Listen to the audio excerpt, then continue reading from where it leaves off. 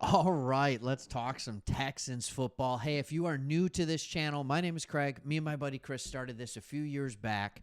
After we actually started our first channel, which was Sports Talk Detroit. We are Detroit Lions fans. We don't ever, I don't think we ever do a video where we don't say that. But what we love is the NFL, especially those teams that the national media ignores. So, for example, don't worry, you will never, ever, ever hear us do a Cowboys video on this channel, but we love teams like the Texans. My brother-in-law lives in Houston as well, and it was something that we hopped on, and before it was cool. We hopped on this Texans thing, and we're talking about the potential of this team before Stroud even started a game for this team, and just kind of the excitement that was hovering around it. And I honestly think we've done more Texans videos than any other team that we cover on this channel. And I think the Texans are finally getting the news that everybody was waiting to hear. And that news comes in something that is very, very simple, which is the playoffs, and even more so, the division is absolutely in your reach. There are 6 games to go. You are 2 games back, but it gets even better. I'm going to talk about that later in this video. It gets even better than that. But you are 2 games behind the Colts, 1 game behind the Jaguars. And I don't know why, but I also just don't take that uber seriously. Here's the Jaguars, I mean. Here's the other thing about this. You have played 4 games already. The Jaguars and the Colts have only played 2 games. They've only played 2 games. You're already 3-1, and those 2 games that you have remaining are against the Colts. It's against the Colts, and that's a good thing to have. That is a good thing to see. And so when looking at your schedule and what's left, obviously this Sunday, all right, 1 o'clock, you go to Indianapolis. This can be a statement game. All right, I want you to picture where you were last week. I want you to think about where you were early last week. Thursday's coming. You had just barely beaten the Tennessee Titans, right? A team that should be in the bottom. You've already beaten Jacksonville. You've split with them, right? I believe you've split with them. Yeah, you lost the first game. You won the second game, both by 7 points, by the way. You barely beat Tennessee. And then you're sitting there and you're like, oh, we got Buffalo. And then we got the Colts. And then we got the Chiefs. And it's just like, oh, my goodness. Like, this isn't good. We're 5-5. We're looking 5-8 right down the pipe. And then all of a sudden, you beat Buffalo. And now all of a sudden, you're like, oh, wait, now we get the Colts. Do you see the difference there? Let me know where your mindset was, what the difference was before the win at Buffalo and after the win at Buffalo. You went from a what % chance of thinking you'd make the playoffs to a what % now chance do you believe you have at thinking you make the playoffs.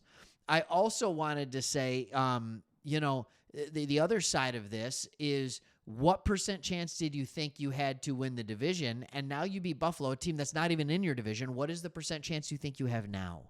Right? Because you have the Colts 2 more times. That allows you to do something very, very special. All right? That allows you to do something very, very special. So what I want to continue talking about in this video is a couple things that D'Amico Ryans talked about in his media availability. And one of the things that he talked about was what goes into building a quality defense. Just such a standard random question. First question is, hey, is C.J. Stroud going to start this week? Right? And, of course, he's like, for us right now, CJ and Jalen are still in concussion protocol. Whenever CJ is back, ready to roll, he's been our starter. He will be our starter whenever he's back and ready to go. All right, so that's no more questions on CJ. The only question is, when will he be back? And we'll know more on Wednesday. Okay, now, the next question, what goes into building a defense? And here's what he said. I will read it to you. It says, for me, you talk about defensive football. It's just about everybody really playing together. That's the one thing I believe. True defense, when you're a good defense, everybody's playing together. Everybody's communicating well. Of course, you have to be fast, physical outfielder who's flying around to the football. That's what we have, starting with our guys up front. They're the key to what we do. They've done a really good job of it when we do cover them well in the back end. Having those guys have more time to get after the passer, they've shown that they can be very effective at that. So it's kind of a unique answer. Basically, what he starts with, I mean, obviously he's not going to get technical with it. He's not going to give up trade secrets or anything like that. But he talks about just his true belief is that everybody has to be playing together. Everybody has to be playing together. What he didn't say is it helps when you have two of the best defensive ends in the league, right? And I love that he gives credit to the back end, and the back end has been playing well. But what goes into good defense, if I'm being honest, is I always talk about this. It's complementary football.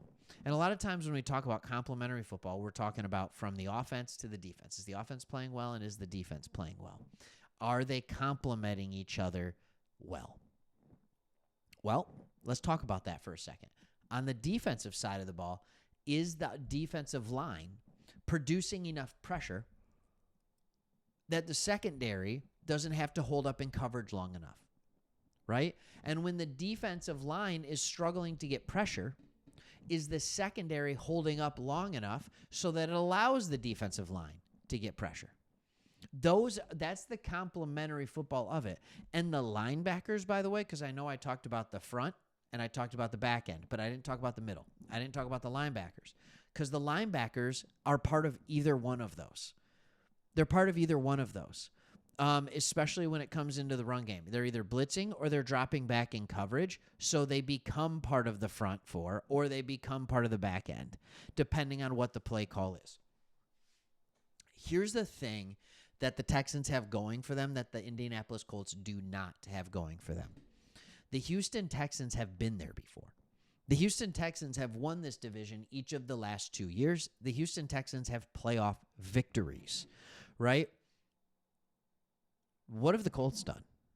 They've come close, right? They've come close, but this isn't a team that has finished out a regular season with this current iteration of it as a division champ. So, yes, you're 2 games behind. If you were a betting person, would you probably favor the Colts in this scenario? Probably would, right? Because they have a 2-game lead. But that 2-game lead can be evaporated just like this. And the Colts are going into a more difficult part of the schedule. And it has been proven now, especially in the last few games, that if you can stop Jonathan Taylor, you can really, really slow down the effectiveness of this offense. And you have, in the Houston Texans, the great equalizer, which is a fantastic defense.